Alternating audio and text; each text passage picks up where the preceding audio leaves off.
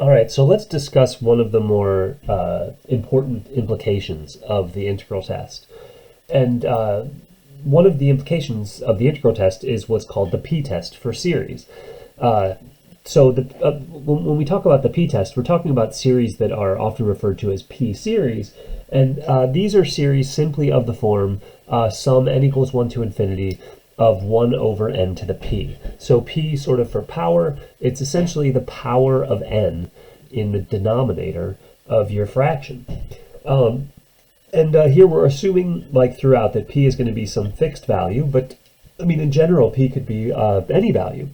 And what we're going to want to do is determine whether or not this series converges depending on the value of p. Because I suppose it's conceivable, like think about this, as p gets big, right? As the power of n in the denominator gets bigger, the denominator gets bigger, and hence the fraction values get smaller. It's reasonable to assume that the bigger the value of p, the easier the series is going to remain finite. And on the other hand, as p gets smaller, the denominator value gets smaller, which means the fraction value gets larger, and it's conceivable that there would be some p's to where the sum would become infinite and the series would diverge. And in fact, that occurs. Well, one thing that could certainly be true is, what if p was negative or 0? I mean, if p was 0, every term in your series would be 1.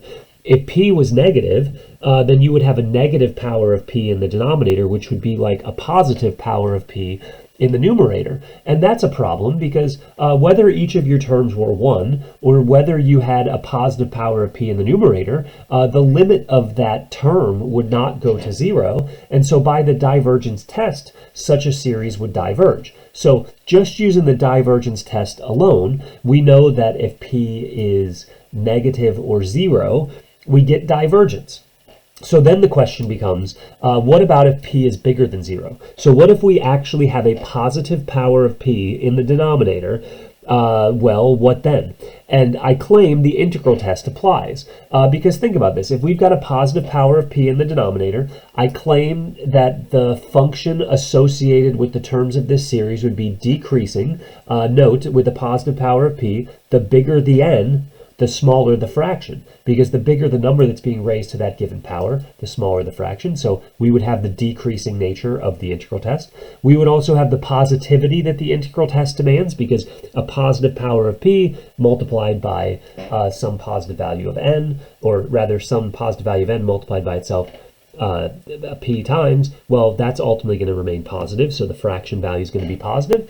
And moreover, we would have continuity, because this function would only be discontinuous at n equals 0, which is not being considered with our series. So the integral test is going to apply here, and as a result, we can simply assess the convergence or divergence of this series using the corresponding integral, which is actually what we'll do below. But what I'm going to do in the p greater than 0 case, the p greater than 0 case, I'm going to break it into 3 categories, so 3 cases itself. So the case where p is between 0 and 1, the case where p is 1, and the case where p is greater than 1. Okay, so let's assume that p is between 0 and 1. Well, we want to look at the integral that's associated with our series using the integral test. This is an improper integral, so we're going to need to take a limit as t approaches infinity, replacing infinity with t. But moreover, we're also going to want to view this not as 1 over x to the p, but x to the minus p. It'll be easier to take the antiderivative in that form. So taking the antiderivative, we increase the power by 1 and get x to the minus p plus 1.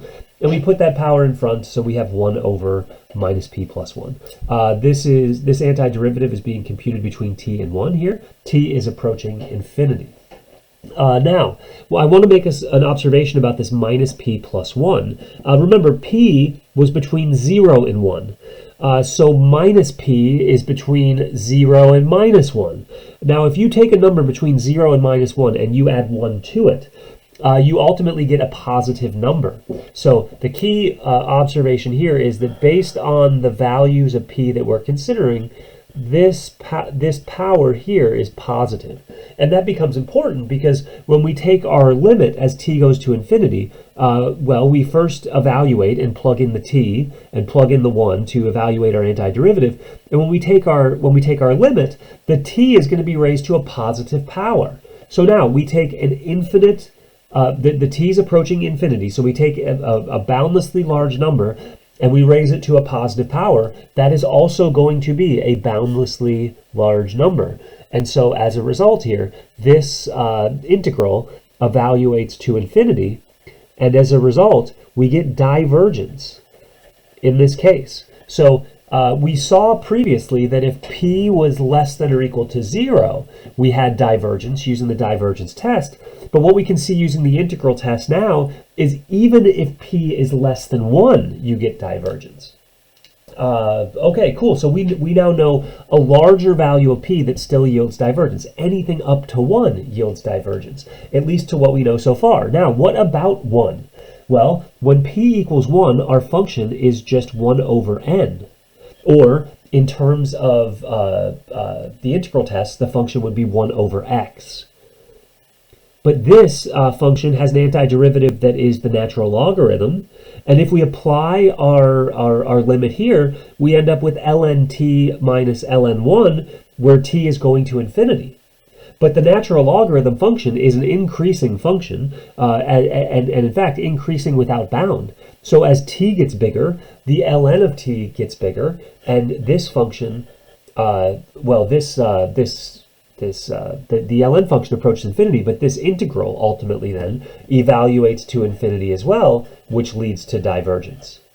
So what we now know is that we have now another value of p that leads to divergence. We now know that p's can be as big as 1, including 1, and the series will diverge. If p is less than or equal to 0, we diverge. If p is even less than 1, we diverge. If p is equal to 1, we diverge. So really, as long as p is 1 or smaller than 1, we diverge. This much we know so far. So then you might even ask the question, well, you know, if this series is diverging for all p's as big as 1, and in fact for every p that we've investigated so far, are there any p's for which this series converges? And well, that question is answered in the final case here when we have p greater than 1. When we have p greater than 1, we work our improper integral associated with our series. We write as x to the minus p. We increase the power by 1. We put the power in the denominator. We're evaluating between 1 and t as t goes to infinity. Now, the key to note here is that p is bigger than 1.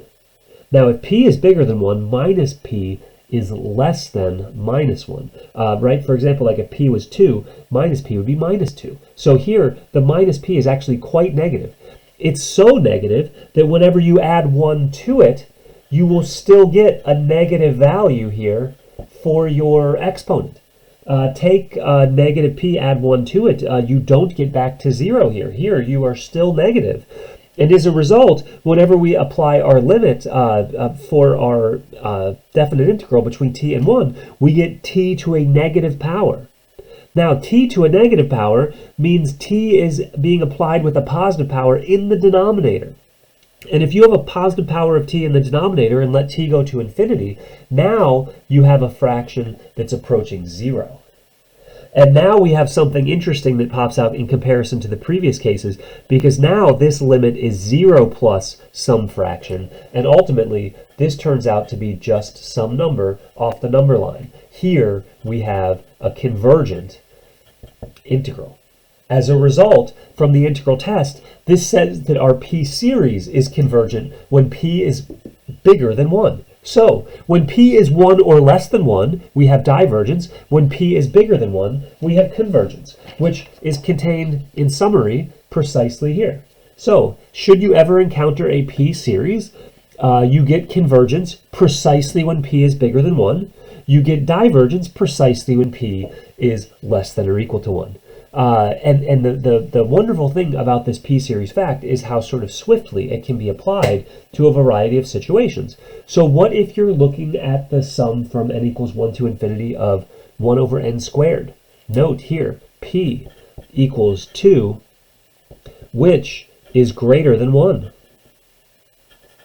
And since p is greater than 1 here, we know that our series converges, because when we have a p series, if p is greater than 1, our series will converge precisely in those cases. What about here? We've got the sum n equals 5 to infinity of 1 over n. First off, I claim this is a p series. Here, the p may not be visible, but the p is could be written in there explicitly if you chose. And what? This would be when p equals 1. Now, p equals 1 corresponds to divergence, because anytime p is less than or equal to 1, we have divergence. Now, you might say, but wait a second, the bounds of this series were different than the bounds above. This bound goes from n equals 5 to infinity, where that goes from n equals 1 to infinity. Yes, the bounds are different, but think about this. The fact that this sum is divergent means that when you add up all these numbers, you get an infinite thing. Well, if you added up all of the numbers, but then you threw out 4 of them, if the sum was infinite when you added up all the numbers, you could throw out 4 of the numbers and you'd still get an infinite result, because you're just taking a few finite numbers away from the value of this series. So ultimately, this series is still divergent. Why? Because the p is less than or equal to 1. Anytime the p is less than or equal to 1, you would get divergence. Frankly, even if you took the numerator and turned it into a 10, you're still getting a divergent thing, right? Because now you just have 10 times what you previously did. You could factor out that 10, and you'd have 10 times an infinite thing, which is still certainly infinite. What about down here below? Down below, we've got this thing, and it may not be apparent. That was attempted to be a cube root here. What if we have the cube root of n squared down below? Well, you could rewrite this as the sum 1 over n to the 2/3 power. And if you wrote it like so, we could then assess whether or not we had a convergent series, because this is a p series. It's simply of the form 1 over n to the p. And right, what is p here? Well, p here is 2/3. Where does 2/3 lie within our criteria? Is 2/3 greater than 1? No, it's not. And so since 2/3 is less than or equal to 1, we would get divergence in this case. In general, anytime you deal with a p series and the p is less than or equal to 1, divergence. When the p is greater than 1, convergence.